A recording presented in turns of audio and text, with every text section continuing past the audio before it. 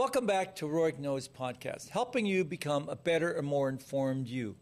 And I want to thank all my viewers and all my subscribers to my podcast as well as my YouTube channel for really upping my game and helping you and provide you with some fascinating, interesting topics for you to listen to. And I think this happens to be another one that does that. And it's Korean skincare. It's so hot. And let's talk about why skincare, Korean skincare, really truly outshines a lot of the U.S. brands. And I think there are 5 main reasons that it does that. And I would refer you back to my series with Dr. Mary Lupo, because we talked about it in depth in very specific types of skincare. I'm going to give you the 5 reasons why I think Korean skincare is truly better. And because it truly is an art and an obsession in Korea to have this porcelain, beautiful, youthful type skin throughout their life. And it truly is amazing. And why is it superior? Now, that's a big word. But I can tell you, having studied this a while, I now understand why they are so innovative and they do it very rapidly. Their R&D cycle is a year or so, and in the USA, it's 3 to 5 years. They have faster testing, more release and adaptation of activities, and their consumer feedback directly informs their product design. They don't go through a lot of big processes for that. And then the other thing is it's centered on prevention, not just correction. The Americans are centered on correction. So they begin their skincare in their teen years now and not in their 30s. And I think that's a good thing to do. I mean, especially skin barrier protection, hydration, and sun protection. That's something you should start early on. I'm not talking about retinol and stuff. But the key is they're preventative, we're reactive. And we should be proactive and preventative. And I think we need to learn from the Korean skincares. So, and again, this is not an advertisement for any type of Korean skincare, but it's certainly available in many of the fine drugstores and spas around the country, and it is fairly cost effective compared to a lot of the American labels. So that's also a good thing.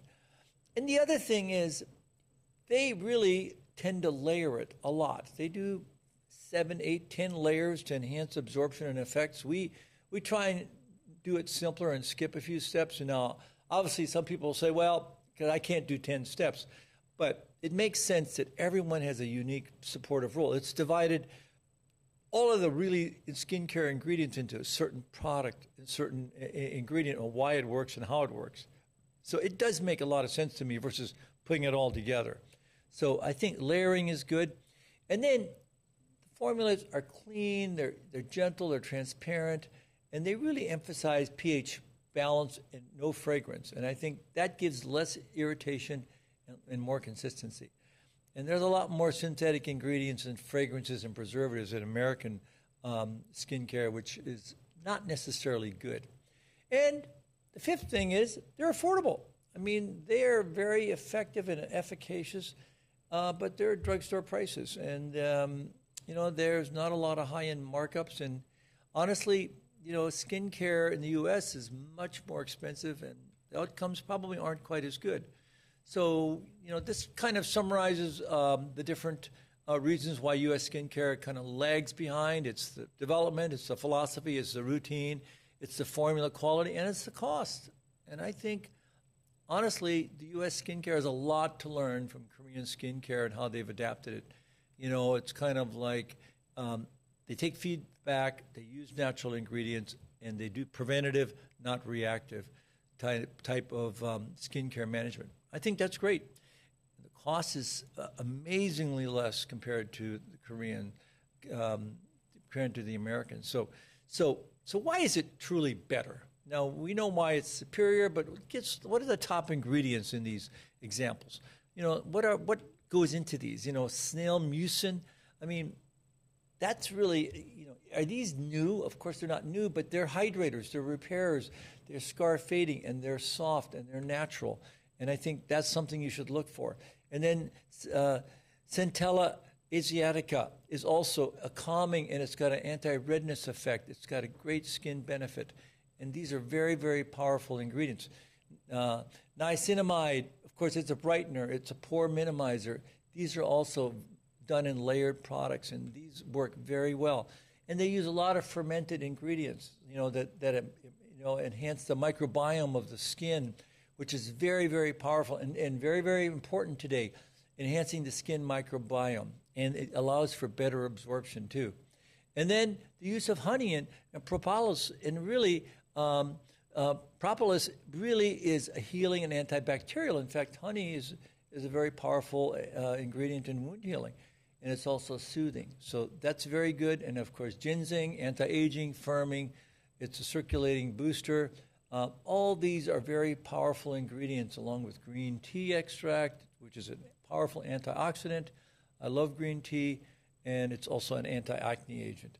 And then the plumper, which is the hydrator with the hyaluronic acid. Again, it's really got amazing skin benefits. So these are really powerful. And then the mugwort, which really is an anti-inflammatory. It's fantastic for soothing the skin. And then rice extract is, again, a brightener and softener. So those are 10 ingredients that make Korean skincare so superior to U.S. skincare. So I would say go and research it yourself. Go to your local CVS, go to your local Walgreens, and pick out these formulas and look at the ingredients. And you'll find all 10 of these ingredients in these, and they'll be amazing in how they'll really be transformative.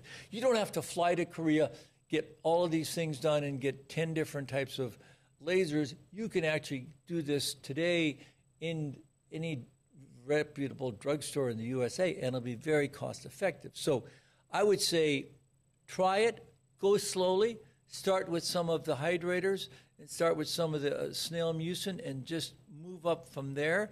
And I'll refer you back to Mary Lupo and my dynamic podcast that we did on comparing Korean skincare to U.S. skincare to get you going in a preliminary basis. So give me your thoughts, give me your comments about U.S. versus Korean skincare.